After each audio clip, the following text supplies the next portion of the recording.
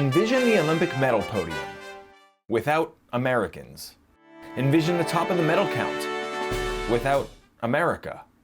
Or a Wheaties box with just cereal on the front. This not-so-radical vision is what the American Olympic team might look like without its primary development league, the NCAA. But that pipeline is in serious jeopardy. It's a mess. It's a really big mess. I don't know how to navigate it, so I am constantly anxious about this. That's Eric Shoji, two-time Olympian for U.S. men's volleyball. Sorry about this. I usually have a whole setup, but I don't have my thing going today. All right. It's the world we live in, man. It's like, you just make it work. We do. We make it work. He's been playing professionally around the world for close to a decade, but when the pandemic hit, his mind went back to Cali. I was in Honolulu at the time during COVID, and I just broke down and started crying. And I just felt so emotional for the team and the players and the staff. His alma mater, Stanford, one of America's wealthiest universities with one of the richest athletic histories, announced the termination of nearly a dozen Olympic sports programs, including men's volleyball. Other universities then followed their lead. Schools are terrified. Hey, Stanford did it. They're saving this amount of money. Why can't we do it and save some money for basketball or football as well? Shoji led an effort to raise nearly $10 million for the volleyball program, which led Stanford to reverse its decision on all of its cuts. But most other athletes across the country weren't as fortunate.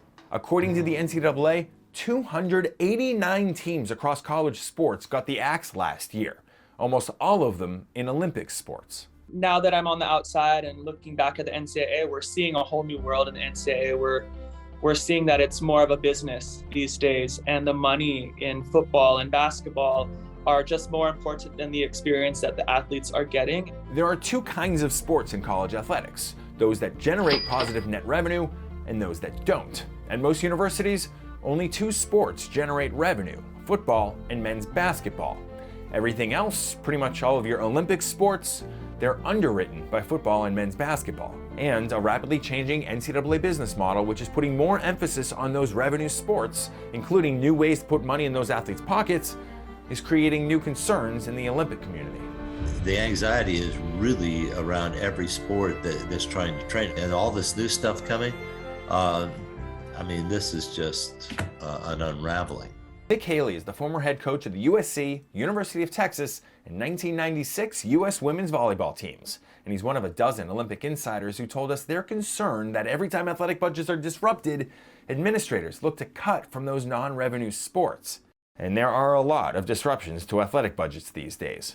From legislation that could start paying athletes like university employees, to name, image, likeness laws which allow players to now get a piece of the profits, to the arms race in the revenue sports where schools are racing to build the lushest, most posh facilities for football and basketball teams. That money just doesn't keep coming out of nowhere. That money is coming from somewhere, and if it doesn't get distributed, some programs are going to fold. College sports is a $19 billion a year industry, and many observers have applauded the fact that student athletes are now getting a bigger piece of the pie. But many already were. $5 billion of that revenue was subsidizing the cost of all those non-revenue Olympic sports. So as basketball and football start carving out bigger pieces of the pie now, many wonder how much will be left for everyone else. I think you have to continue to invest in the sports that are revenue generating with the thought that you can continue to grow that pie to continue to support all these other sports. That pie grower is Scott Strickland, athletic director at the University of Florida, where he's helped build a Gators money machine that brings in close to $160 million per year. Most of that thanks to football. But he's concerned about Olympic development too, which is why he joined the U.S. Olympic and Paralympic Committee panel that went to work on reimagining those non-revenue sports in an age where revenues seem to be everything. How can we create some efficiencies that not only help the sports continue and look for new ways to structure them, but to provide some relief from a financial standpoint to some of these universities that are in the situation you just described. Ideas they came up with, creating different compliance rules for each sport because there's very little in common between college football and college fencing, reduce the required travel for smaller sports to reduce expenses, allow college teams to profit more from youth sports camps and coaching, and welcomed the U.S. Olympic and Paralympic Committee in as a formal NCAA partner after decades of not really having any seat at the table. The partnership between the USOPC and the NCAA is one that you would think was already happening, but there were just separate entities simultaneously coexisting. Shantae Lowe, a four-time Olympian whose bronze medal is never too far from reach, has also been brainstorming with the Olympic Committee.